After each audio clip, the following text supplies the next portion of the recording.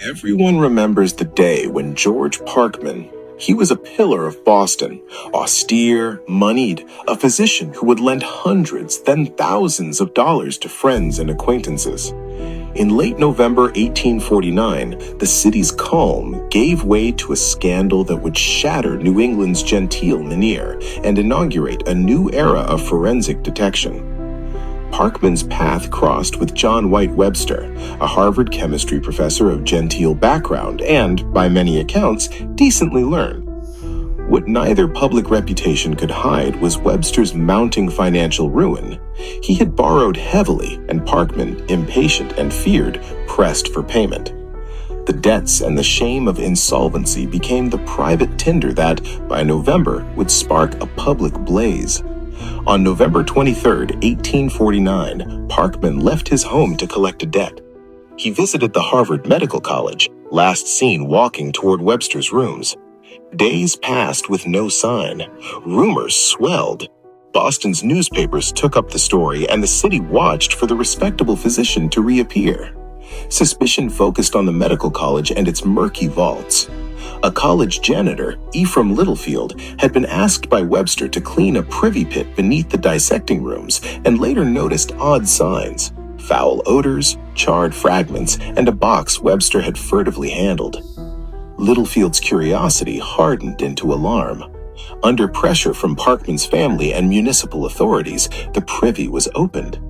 Beneath the floorboards were bone fragments, teeth, ash, and cloth, evidence that something unspeakable had been concealed inside the heart of an institution devoted, purportedly, to learning.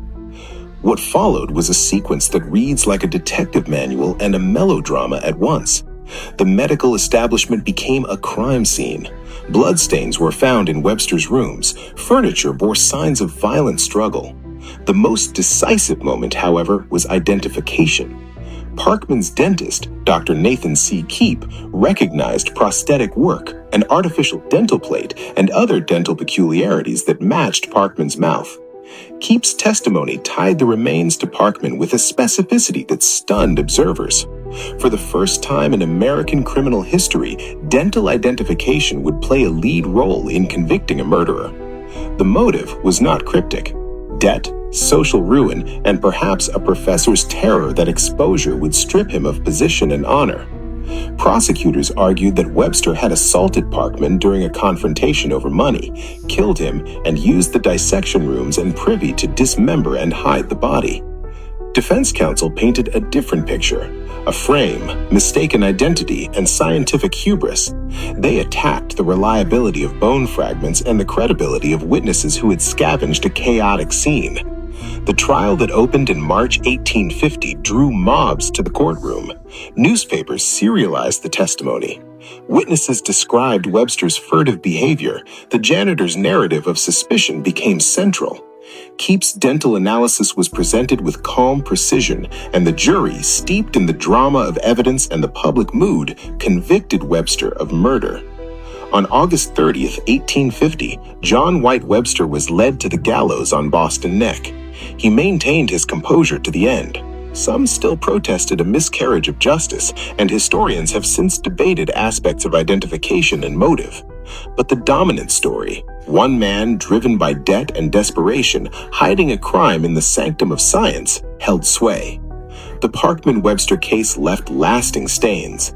It exposed the fragility of status, the bitter intersection of money and reputation, and the public's mistrust of medical institutions that dealt with human remains in private. Forensic science, too, was forever altered. Teeth and methodical observation had helped translate ash and bone into legal certainty. More than a century and a half later, the case lives on not only as a murder mystery, but as a turning point. It forced Boston to confront how the polite world could mask violence, and it taught a nation that even the most respectable interiors could become the stage of the most disruptive conspiracies. The day George Parkman vanished, a city's complacency vanished with him, and the tools we use to seek truth in death had been sharpened in the most terrible of classrooms.